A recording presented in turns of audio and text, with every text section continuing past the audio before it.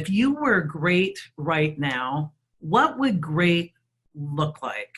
Now, this was a disarming approach for this nurse because traditional leadership models would teach leaders to do one of two things. One, you go fix it. You go, thanks for bringing that to me. I'm going to go and save the day. I will fix this.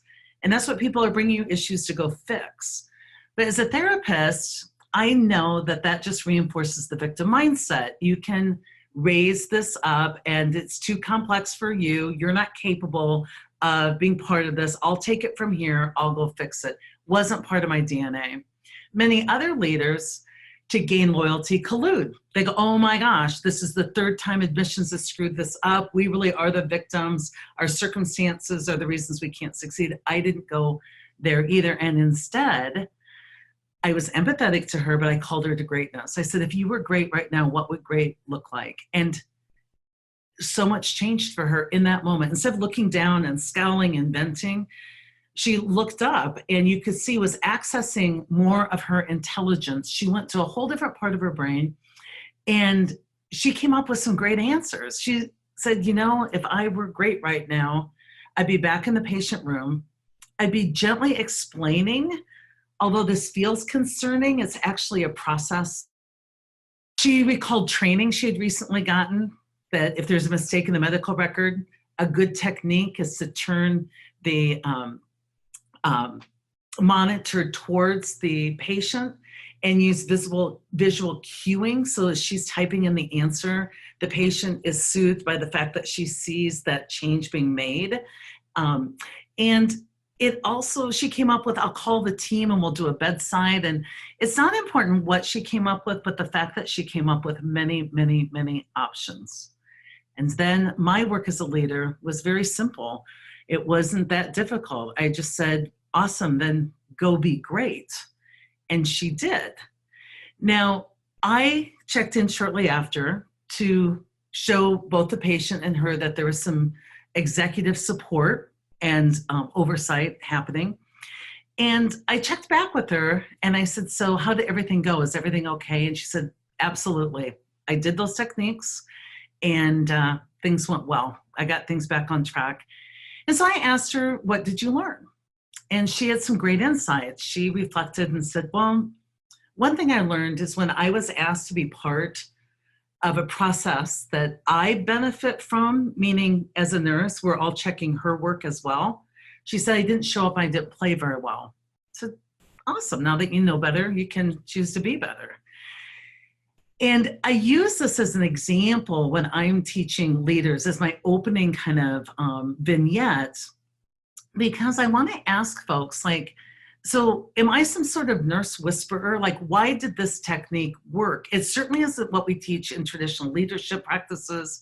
It's not what she was expecting. It's what I organically brought to the table given my training. But I asked people to reflect on, like, why might this technique have worked? Now, while they're reflecting, some people get frustrated. They're like, but Sai, what if there really was a process issue? And there was. We had just upgraded our computer systems. We loaded in procedures alphabetically, not intuitively, that increased the risk of a clicking error.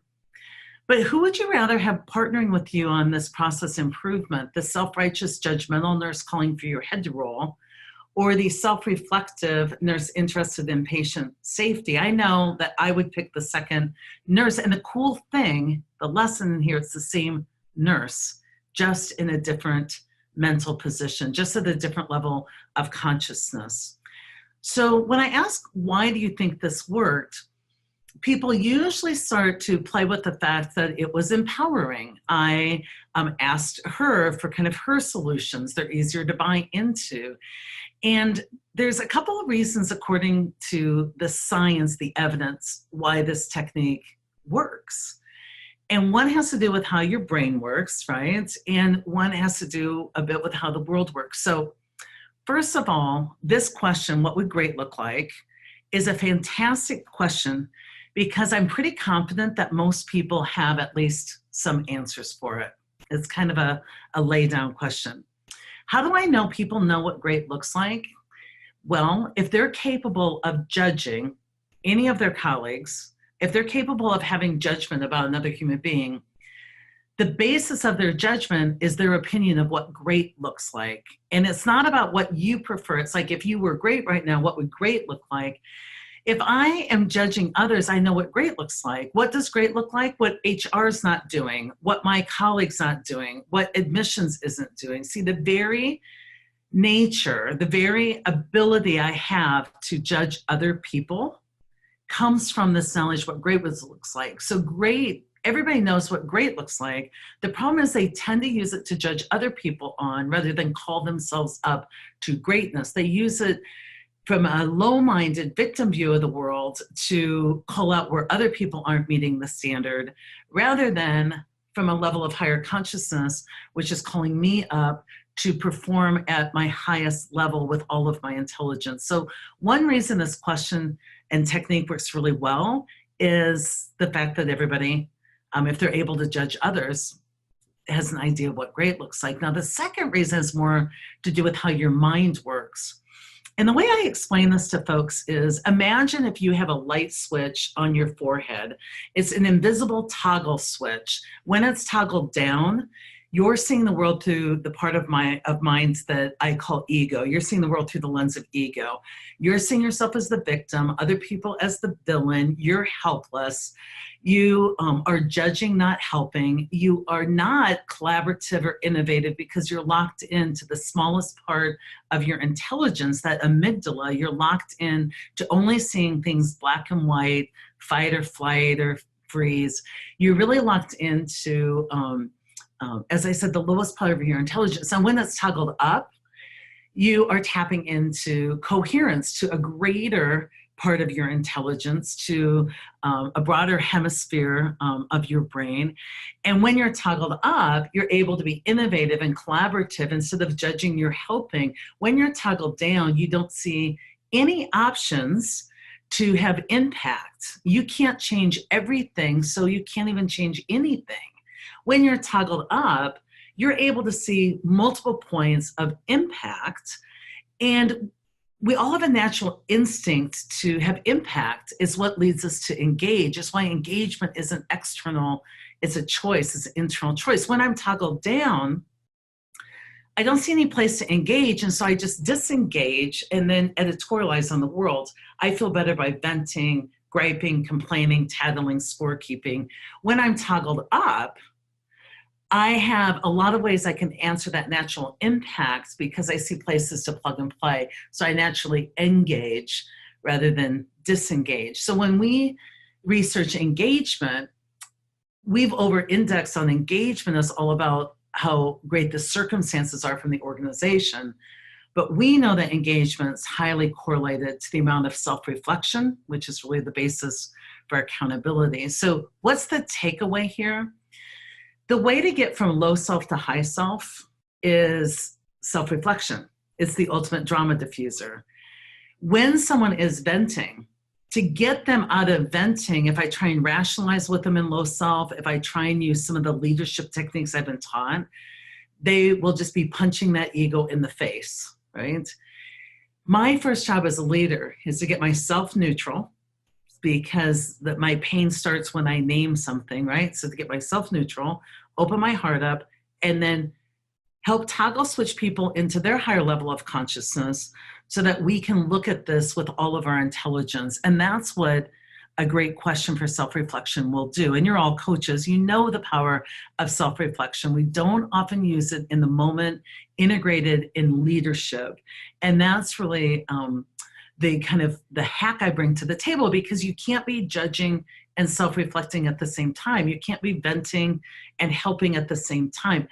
Your brain is a toggle switch. It's binary. It's either down or up. And so I need to first try and work that toggle switch and move you into higher levels of consciousness so that we can approach this from a different viewpoint. And that's where I started to realize that in leadership especially, most people didn't understand how the mind worked or how the world worked. And I started to really teach tools and questions for self-reflection and create a language where we talk about toggling up. And of course, when we get into the full-fledged classes that will be starting in September, I will give you a even broader background of knowledge about why some of these techniques work. Now, what you might notice is instead of me being a stress leader and fixing everything, my job is more about fostering self-reflection rather than coming up with all the answers, which again, I'm sure to you sounds a lot like coaching. So a lot of people ask me, like, how do I know this stuff? Well, I've made a career of being a drama researcher. I study how much drama there is in the workplace, how much time we spend in disruptive behavior or unproductive thought processes. I study the emotional waste, energy moving away from engagement, happiness, and results at work. And I've been able to quantify the amount of time the average person spends at work in drama. And these are good employees. These are, it's not about your performance level, it's about your human condition. So the average person spends 2.5 hours a day in drama at work. Resisting change, venting, griping, complaining, internal dialoguing, basically walking around going, this is sick and wrong, arguing with reality, which of course is an argument you'll lose, but only like 100% of the time. It's an internal venting going on where there's this narrative that's just always churning. So people are working, but they're working with a grudge. And when you start to take a look at the numbers here, that's 816 hours per year per head count. This adds up. If you take salary and benefits times head count times 816 hours a year, this starts to add up to a terrifying and amazing opportunity to upcycle this source of energy and move it away from why we shouldn't have to and why we can't to how we could. It's an amazing opportunity for a leader to upcycle this energy and put it right back into results.